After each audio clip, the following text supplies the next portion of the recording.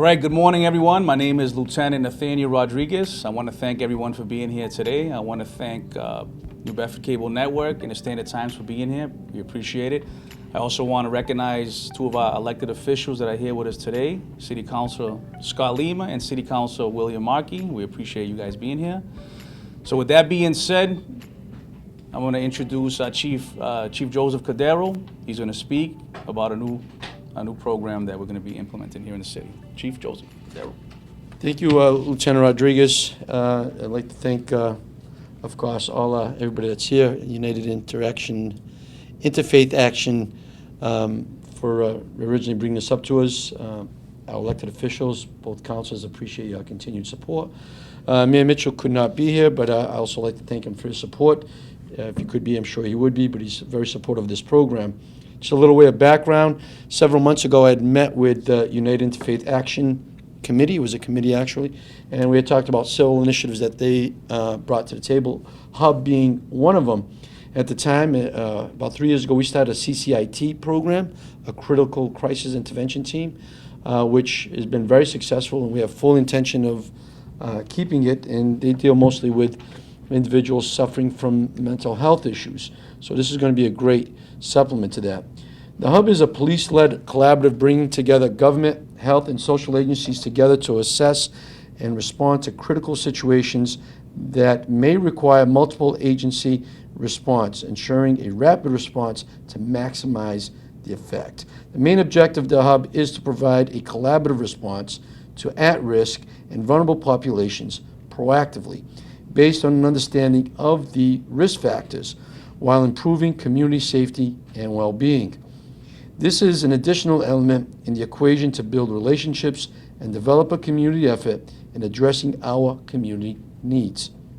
The Hub has been very successful in Canada, where it originated from, and more locally in the Chelsea Police Department led by Chief Brian Keyes.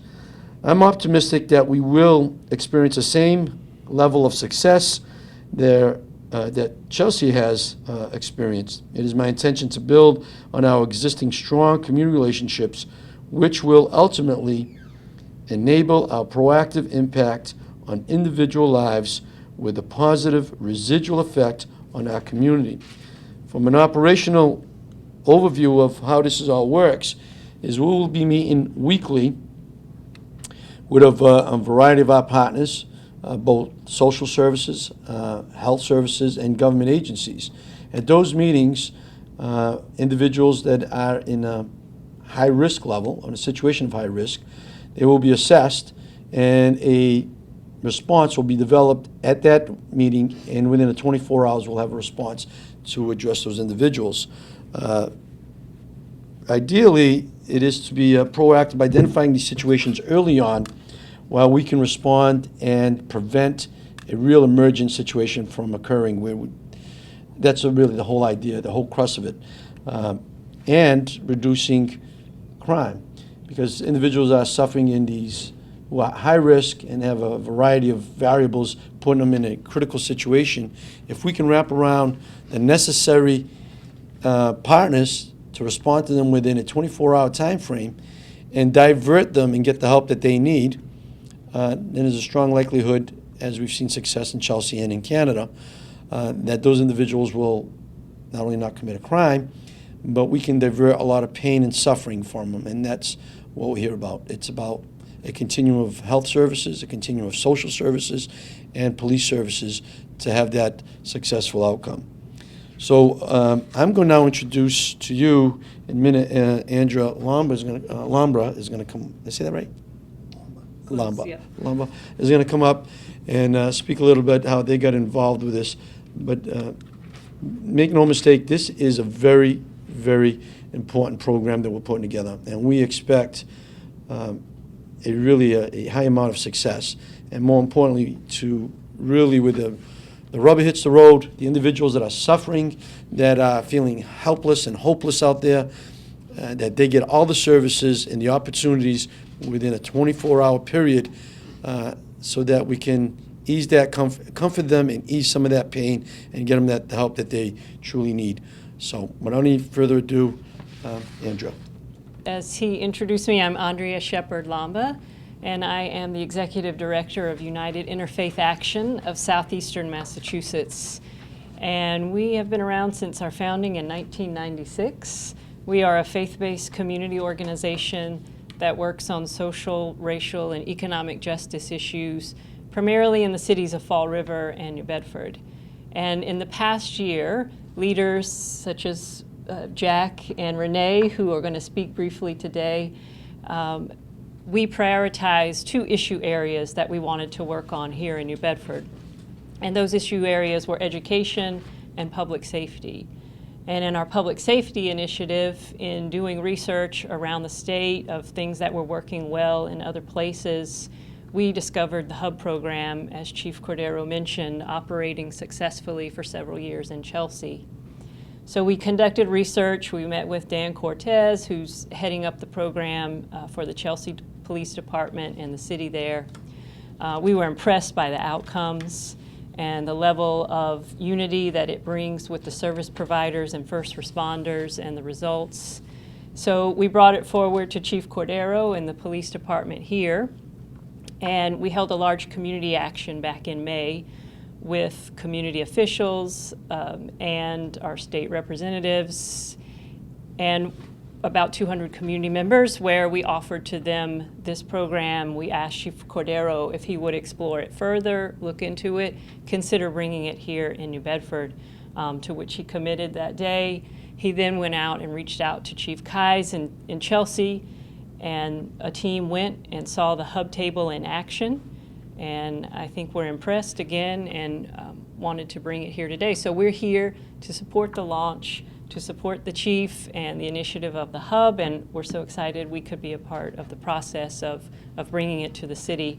So I want to introduce 2 of our leaders, Jack Livermento and Renee Ledbetter, who will share some of what it means to them and the impact that they hope that it brings. Again, my name is Jack Livermento, and I am a leader with United Interfaith Action. I witnessed the HUB model in action in Chelsea. A number of service agencies across the city gathered at the main police office. Several situations of persons in crisis were identified.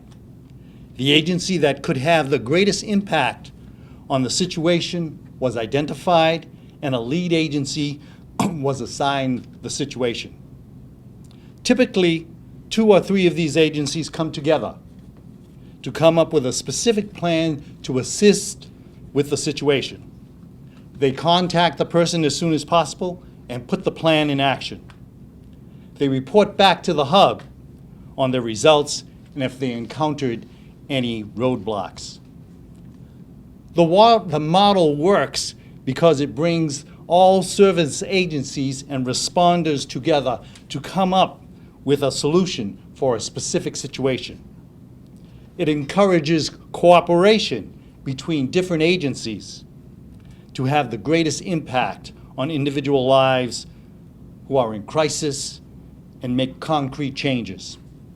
I was excited when we went to their meeting in Chelsea, mainly because I saw these agencies working together, trying to achieve a solution or at least a plan to put in action as to how each individual situation could be handled and how they could move forward.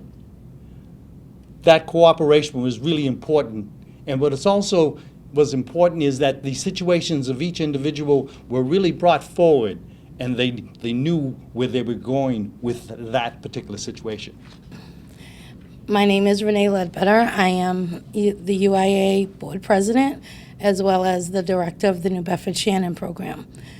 The reason why I'm excited about the HUB coming is the opportunity for the city to expand on the model that the chief came up with, One City, One Love, with us all coming together in one room, working together to either problem solve or just come up with a plan of action, like Jack said, to help our youth, our elderly, or all those in between.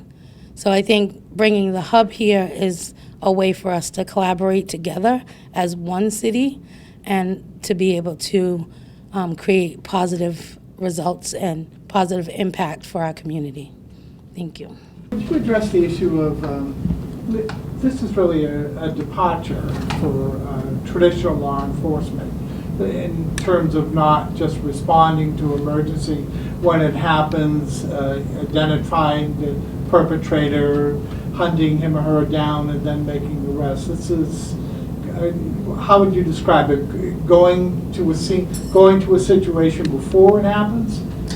Could you address that? Absolutely, you're absolutely correct. It is a shift from traditional policing of just being a responding to situations, and what we're trying to do here is identify situations that are developing and being proactively and collaboratively with all our partners to address that before it becomes an emergent situation where we're absolutely responding under the traditional means. This is also another element in our formula in building on community policing. Community policing absolutely is relying upon the police department working and developing partnerships with the community and working collaboratively to address issues at hand now and issues that may be coming down the road. Could you give us some, for examples, some possible scenarios, not necessarily pinning yourself down to them, and Absolutely. Some situations and how they might be handled? Absolutely. I haven't gone and witnessing the hub with Jack Levermento and seeing how it works. I can talk about some of the situations that they brought up, which would be very similar for most communities. So you could have an individual that may be challenged with some mental health issues, but now just had a death in the family. And maybe that individual is now being evicted, so they're looking at possibly being homeless. So now you have three major high-risk factors that could put this person, it was putting this person in a critical situation. And you can take that situation, add or extract other experiences that they're going through from, if you're suffering from the challenge of addiction and you've been on a good track of rehab, but now you add some of these factors, again, a loss of family, you're going through a divorce or domestic violence. When you start to add these varying elements, it puts someone in a critical situation. Now, when you can wrap around 1, 2, or 3 agencies that can address all those different needs in a 24-hour period and offer that person services and comfort, then we can divert from some very dire outcomes. Suicide, for example. Suicide is an uprising in this country. So when you add these varying variables, that is a road that an individual or either one of those situations I just described could be heading to. But with a proper intervention from a variety of agencies, either social, health, and sometimes even law enforcement, we can divert those dire outcomes. Or even a crime pattern going into, right? Someone's losing they're getting evicted, maybe they lost their IDs, they need help getting government IDs so that they can get services. We can divert them from going on a path of committing crimes, from small, minuscule crimes such as shoplifting to robbery. So the situations are wide and have a wide spectrum of variables that can put someone in a critical point that with appropriate varying agencies responding in a 24-hour response, we can absolutely comfort them and put them in a better situation where they can overcome these temporary, sometimes they're very temporary risk factors. And how would you quantify the success if there was a success? I mean, you can't prove a negative, and that doesn't enter into your crime stats. Could you discuss that a little bit? Absolutely. I think if you look at departments like Chelsea and in Canada where this originated from, I think they're going to tell you that they did see this contribute to lowering crime. But one of the most important things we have, and I talk about it all the time internally and externally outside of the department, is developing relationships. Success is built on relationships and networking. The stronger relationships that we have and collaborations and dialogue, and we start to develop responses to the pending issues in our community, and I don't know how you can quantify that, but I think it's pretty relevant. I don't think you can, but there has to be a way that you can see the outcomes of it. When people come together and they're working together strongly and collaboratively, and you're pooling your resources together, because there is strength in numbers and there is strength. Everybody's resources are limited. When you pool them together and you put them either to an individual situation or a larger pending issue, then I think the probability of success is going to be greatly increased.